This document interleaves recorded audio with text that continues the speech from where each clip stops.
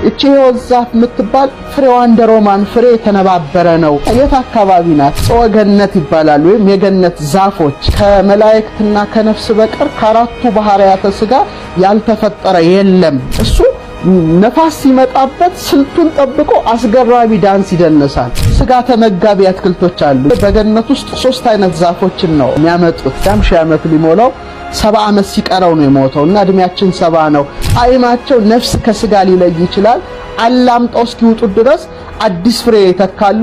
ጥራታቸው እንደ መስታየት ፊትን ማሳየት የሚችል ነው። የተሰወሩ ቅዱሳን የሚመገቧቸዋል ብለው ጽፈዋል።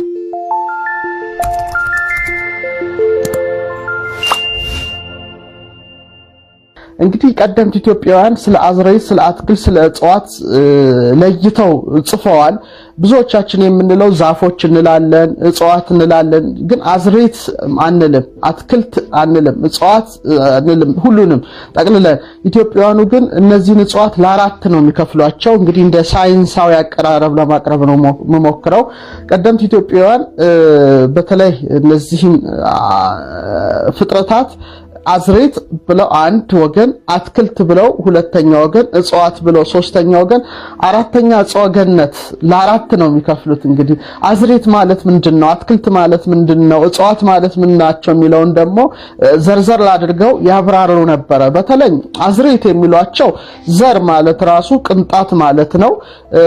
እንደ ጥሬና እንደ ፍሬ የመሳሰሉት ናቸው። በተለይ በጥፍራችን የምንለቅማቸውን አዝርዕት ብለው ይጠሯቸዋል። በተለይ ከጥፍር ጋር የተያዙትን ለምሳሌ በጥፍራችን ምንለቅማቸውን ነገሮች ሁሉ አዝርዕት ይሏቸዋል። መቼም እግዚአብሔር ጥፍርን ፈጥሮልናል። በጥፍር የሚለቀሙትን አዝርዕት ብለዋቸዋል ለይተው ማለት ነው። ወይም በጥፍር የሚላጡትን እንደ ሎሚ፣ እንደ ትርንጎ፣ እንደ ሙዝ እንደዚህ ምንልጣቸውን ቅርፊታቸውን ወይም ምንልጣቸውን በጥፍራችንን ተጠቅመን ምንልጣቸውን አዝርዕት የሚል የራሳቸው የሆነ ስያሜ ሰጥተዋቸዋል። ቀጥለው ደግሞ ተክል ብለዋል። ወይም በብዙ አትክልት ይባላል።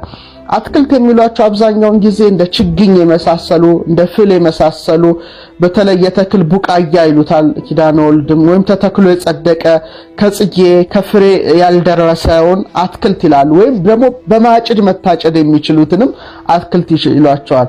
አዝርዕት የሚሏቸው በጥፍር የሚላጡ በተለይ ደግሞ በጥፍር የሚለቀሙ፣ አትክልት የሚሏቸው ደግሞ በማጭድም ለመታጨድ የሚደርሱትን አትክልት ወደ ማለት ደረጃ ያደርሷቸዋል። ሌላው እጽዋት ናቸው። እጽዋት እጽ አንድ ነው፣ እጽዋት ግን ብዙ ነው። በተለይ እጽዋት የሚሏቸው ጠንካራ እንጨቶችን በተለይ ወደ ዛፍ ወደ መሆን ያደጉትን በምሳር በመጥረቢያ ወደ መቆረጥ የደረሱትን እጽዋት የሚል ስም ሰጥተዋቸዋልና እንደ ዋንዛ፣ እንደ ዝግባ፣ እንደ ጽድ የመሳሰሉትን በእንዲህ ያለ ስያሜ ጠርተዋቸዋልና አባቶቻችን ምን ያህል በእውነት ለእያንዳንዱ ስያሜ ሲሰጡ ተጠንቅቀው እንደነበረ ይሄ ማሳያ ነው። አዝርዕት፣ አትክልት፣ እጽዋት። እጽወ ገነትን በኋላ አነሳዋለሁ። እንግዲህ የእጽዋት ዕውቀት የተሰጣቸው በጣም በርካታ ብዙ አባቶች ነበሩ። ለምሳሌ ኖህ በጣም የተገለጸለት ነው ስለ እጽዋት ተለይ ብዙ መጻሕፍት ላይ ተጽፎ እናነባለን። ሰሎሞን ደግሞ በጣም ቦታኒስት ነው ማለት ይቻላል። ስለ እጽዋት ጠንቅቆ የሚያውቅ ነበረ። በተለይ ከማስታውሰው ውስጥ በመጽሐፈ ጥበብ ምዕራፍ 7 15 እስከ 21 ይመስለኛል የጨረቃን የከዋክብትን ሥራ አውቅ ዘንድ የዘመኑንም መጀመሪያውንም መጨረሻውንም መካከሉንም የቀኑንም መመላለስ የጊዜውንም መለዋወጥ የዘመናቱንም ዑደት የከዋክብትንም አኗኗር አውቅ ዘንድ ዕውቀትን ሰጠኝ ይላል። ሰሎሞን አስትሮኖመር ነበር ማለት ነው። ስለዚህ ስለ ፀሐይ፣ ስለ ጨረቃ፣ ስለ ከዋክብት፣ ስለ ዘመናት ሁሉ ጥበብ ነበረው ራሱን የተናገረው። ስለዚህ ምን ነበር? ሰሎሞን አስትሮኖመርም ነበረ። ይቀጥልና የእንስሳትንም ጠባይ የአራዊትንም ቁጣ አውቅ ዘንድ አውቃለሁ ይላል። አስቡ፣ እንስሳት ጠባይ፣ አራዊት ቁጣ። ይሄ እንግዲህ በስነ ሕይወቱ በእንስሳትና በአራዊት በአዕዋፍ ላይ ጥልቅ ዕውቀት ነበረው ማለት ነው። የነፋሳትንም ኃይል የሰውንም ሐሳብ ካለ በኋላ ዛፎችንም ለይቶ ማወቅ የስሮችንም ተግባር ኃይል አውቅ ዘንድ ሰጠኝ ይላል። ስለዚህ ቦታኒስት ነበረ። ስለ ስሮች፣ ስለ ቅርፍቶች፣ ስለ ዛፍ አይነቶች ጠንቅቆ ያውቅ ነበረ። ምን ይላል? ይሄን ደግሞ የተሰወረውን ሁሉ እንዳውቅ አደረገኝ ብሎ እግዚአብሔር ይሄን ሁሉ ዕውቀት፣ የአዝሬት ዕውቀት፣ የአትክልት ዕውቀት፣ የእጽዋት ዕውቀት፣ የስነ ፈለክ ዕውቀት እንደተሰጠው ተናግሯል። ስለዚህ እነዚህ ዕውቀቶች ራሱ የሚገለጹት ከእግዚአብሔር መሆኑን እንረዳለን። እንደውም ምን ይላል? ስለ ዛፍ ይላል ከሊባኖስ ዝግባ ጀምሮ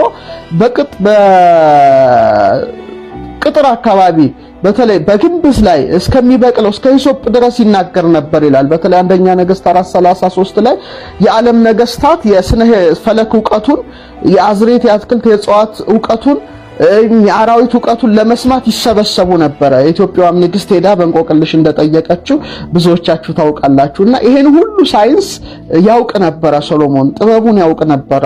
እንግዳ አልነበረም ለሚኖርበት ምድር። ይሄ መታወቅ አለበትና ከፍተኛ ዕውቀት ነበራቸው። ይሄ እንግዲህ ቅዱስ መጽሐፍ የሚያስረዳው ነው። አሁን ወደ ኢትዮጵያ ሐሳብ እንምጣ። እንግዲህ ቀደምት ኢትዮጵያውያን አዝሬት አትክልት እጽዋትን ሲተነትኑ መቼ ተፈጠሩ ሲሉ ሶስተኛውን ዕለት ነው የሚያነሱት። በተለይ ቅዱስ መጽሐፍ መሰረትነት ዕለተ ሰሉስን ነው የሚሉት። አሁን ተፈጥሯቸውንም ሲተነትኑ ከአራቱ ባህሪያት ነው ተፈጥሯቸውን የሚያነሱት። ከመላእክትና ከነፍስ በቀር ከአራቱ ባህሪያተ ሥጋ ያልተፈጠረ የለም ይላሉ ቀደምት ኢትዮጵያውያን ሊቃውንት እና ምርምራቸውን ለምሳሌ ይገልጻሉ። አዝሬት አትክልት እጽዋት መገኛቸው ከምድር ስለሆነ ተፈጥሯቸው ምድር ከምታወጣቸው ከአራቱ ባህሪያተ ሥጋ ነው ይላሉ። ለምሳሌ ሀ1 ለ2 ሐመርሃ 3 ነፊደል አራተኛ መሆኗ እሳትን፣ ውሃን፣ ነፋስ፣ መሬትን በምድር ውስጥ መኖራቸውን ያሳያል። ስለዚህ እነዚህም ተፈጥሯቸው ከምድር ስለሆነ ከአራቱ ጠባያት የተሰናሰሉ ናቸው በማለት ይገልጧቸዋል። አሁን ይህም ሊታወቅ አዝሬት አትክልት እጽዋት ምን ይላሉ? እንደ ነፋስነታቸው መክዘፋቸው፣ ማበባቸው፣ ፍሬን ማፍራታቸው። ለምሳሌ እንደ እሳትነታቸው ይላሉ እኛ እሳት አለን፣ ገላችን ይሞቃል፣ ይተኩሳል። ዛሬ ሆስፒታል በሚሄድን ሙቀታችን ይለካል። የእሳትነት ጠባያችን ነው እና እንደ እሳትነታቸው እሳት ይወጣቸዋል ይላሉ። አስታ እነ ዶግ እንደዚህ ብታፋጯቸው እሳት ይወጣቸዋል፣ ቡም ይላሉ በድንገት ሰደድ እሳትም ያስነሳሉ። እንደ ውሃነታቸው ደግሞ እንደ ዋርካ፣ እንደ ቁልቋል፣ እንደ ቅንጭብት የመሳሰሉት ጠቅ ብታደርጓቸው ወይም በሆነ ነገር በሳ ብታደርጓቸው ደም የሚመስል ነገር ይፈሳቸዋል፣ ወተት የሚመስል ነገር ፈሳሽ ነገር ይፈሳቸዋል። ይሄ እንግዲህ የውሃነት ጠባያቸው ነው ብለው ነው የሚናገሩት። እንደ መሬትነታቸው ደግሞ እጽዋትን በመጥረቢያ ቆርጣችሁ ብትቆርጧቸው ፈርሰው በስብሰው አፈር ትቢያ ይሆናሉ። ይሄ የአፈር ጠባያቸው ነው ይላሉ። እንደ ነፋስነታቸው ደግሞ ይናወጻሉ፣ አበባን እንዲያብብ ያደርጋሉ፣ እንደ አበባን ያብባሉ፣ ፍሬን ያፈራሉ። እስመ ነፋስ ያገዝፈው ለፍሬ ብለው ይጠቅሳሉ። ይሄ ቢገርማቸው የቀደምት ኢትዮጵያውያን የስነ እጽዋት ምርምር የታወቀው በ1858 እስከ 1900 አካባቢ የነበረ ዶክተር ቻንድራ ቦስ ይህንን ነገር ተናግሯል። ግኝቱ እሱ ተብሏል። ግን ቀደምት ኢትዮጵያውያን እነዚህ ነገሮች በአዝሪት በአትክልት በእጽዋት ባህሪ ላይ ለምሳሌ የመንቀሳቀስ ባህሪ፣ ውሃን የማፍሰስ ባህሪ፣ እሳት የመሆን የመሞቅ እንደገና ደግሞ የመበስበስ ባህሪ ጠባይ በእነሱ ውስጥ መታየቱ ከአራቱ ባህሪያት የተሰናሰሉ ስለሆኑ ነው ብለው ይገልጣሉ። እንደ መቃብያን አገላለጽ ለምሳሌ ከውሃና ከመሬት ጋር ይገናኝና ውሃ ስርን ያጠጣል፣ ስር ደግሞ ለቅጠል ውሃን ታጠጣለች ይላል። አሁን ከውሃና ከመሬት ነው፣ ከስሯን ያጠጣል፣ ስር ደግሞ ለቅጠል ውሃን ታጠጣለች ካለ በኋላ መሬት ደግሞ ለእንጨቶች ጽናትን ትሰጣለች፣ እንጨቶቿን ደግሞ ሙቀትነት የፀሐይ ሙቀት ያሞቃታል፣ ነፋስ በመካከል ሆኖ ፍሬ ይሰጣል በማለት እነዚህ አራቱ ነባር ንጥረ ነገሮች ለአዝሬት ለአትክልት ለእጽዋት እድገት ምን ያህል ጥቅም እንደሚሰጡ ተናግሯልና በተለይ በእጽዋት ተፈጥሮ ላይ በአዝሬት ተፈጥሮ ላይ በአትክልት ተፈጥሮ ላይ ቀደምት ኢትዮጵያውያን ዕውቀት ምን ይመስል ነበር ብላችሁ ጥናታዊ ጽሑፍ ብታዘጋጁ እነዚህ ነገሮች በውስጡ ታገኛላችሁ። እንዲህ ሲባል ግን ለየት ያለ ባህሪ እንዳላቸው ማወቅ ያስፈልገናል። ለምሳሌ እንደ ነፋስነታቸው ይናወጣሉ። ቅጠሎቹ የተለያየ ቅርጽ ይሰጣሉ።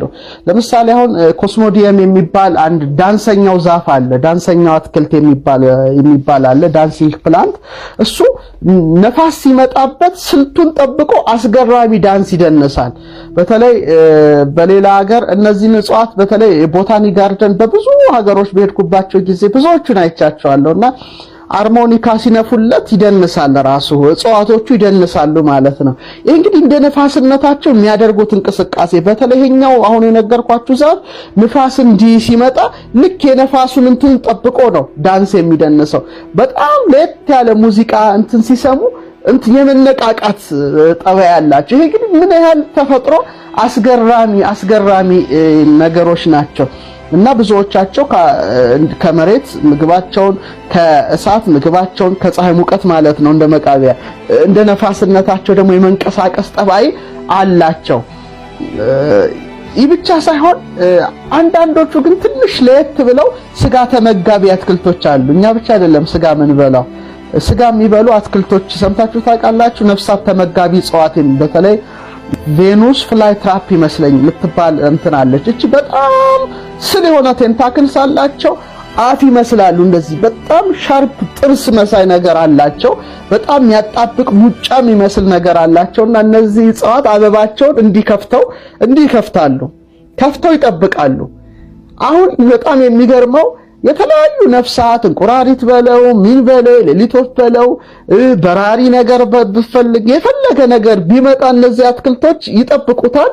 ያ ደግሞ ልክ እንትን ሲል ያጣብቁትና ይዘጋሉ አበባቸውን። ከዛ እዛው ይበሉታል፣ ጠንካራውን ነገር ያስወጣሉና ስጋ በል ራሱ አሉ ማለት ነው።